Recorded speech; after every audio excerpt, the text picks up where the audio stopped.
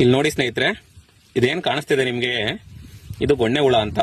ನಾವಿವತ್ತು ಗೊಬ್ಬರ ಹಾಕ್ಬೇಕಾದ್ರೆ ಅವಾಗವಾಗ ಒಂದೊಂದು ಸಿಗ್ತಾ ಇದೆ. ಗೊಬ್ಬರದಲ್ಲಿ ಇದನ್ನ ನೀವು ಹಾಗೆ ಬಿಟ್ಬಿಟ್ಟು ಹಾಕಿದ್ರೆ ಏನಾಗುತ್ತೆ ಅಂತಂದ್ರೆ, ಇದು ಮರಿಗಳೆಲ್ಲ ಇರುತ್ತೆ, ಮತ್ತೆ ಈ ದೊಡ್ಡದೇ ಇರುತ್ತೆ, ಇದೆಲ್ಲ ಸೇರ್ಕೊಂಡ್ಬಿಟ್ಟು ಬೇರ್ನ ತಿಂದು ಗಿಡನ ಸಂಪೂರ್ಣವಾಗಿ ನಾಶ ಮಾಡೋ ಸಾಧ್ಯತೆ ಇರುತ್ತೆ. ನೋಡಿ, ಇಲ್ಲಿ ಗೊಬ್ಬರ ಹಾಕಿದೀವಿ ಇವತ್ತು ನಾವು. ಸೊ ಇದರಲ್ಲಿ ಈ ಗೊಣ್ಣೆ ಹುಳುಗಳು ಬಂದಿದೆ.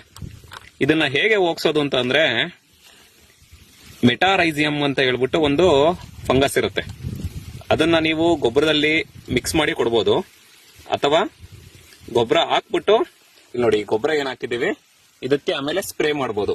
ಇದು ಒಂದು ಫಂಗಸ್ ಅಷ್ಟೇ, ಇನ್ನೇನು ಅಲ್ಲ. ಆ ಫಂಗಸ್ ನ ನೀವು ಈ ಗೊಬ್ಬರದ ಮೇಲೆ ಸ್ಪ್ರೇ ಮಾಡೋದ್ರಿಂದ ಈ ತರ ರೂಟ್ ಗಬ್ಸ್ ಏನಿರುತ್ತೆ ಇದ್ರ ಮೇಲೆ ಹೋಗಿ ಆ ಫಂಗಸ್ ಕುತ್ಕೊಂಡ್ಬಿಟ್ಟು ಇದನ್ನ ಸಂಪೂರ್ಣವಾಗಿ ಸಾಯಿಸುತ್ತೆ. ಇದನ್ನ ದಯವಿಟ್ಟು ರೈತರ ಜೊತೆ ಶೇರ್ ಮಾಡಿ, ಇದು ಖಂಡಿತ ರೈತರಿಗೆ ಅನುಕೂಲ ಆಗುತ್ತೆ. ಈ ಕೆಮಿಕಲ್ ಕೊಟ್ಟು ಮಣ್ಣನ್ನ ಹಾಳು ಮಾಡೋದಕ್ಕಿಂತ ಈ ರೀತಿ ಸೂಕ್ಷ್ಮಾಣು ಜೀವಿಗಳನ್ನ ಕೊಟ್ಟು ಮಣ್ಣಿನ ಫಲವತ್ತತೆ ಹೆಚ್ಚೋದು ತುಂಬಾ ಮುಖ್ಯ.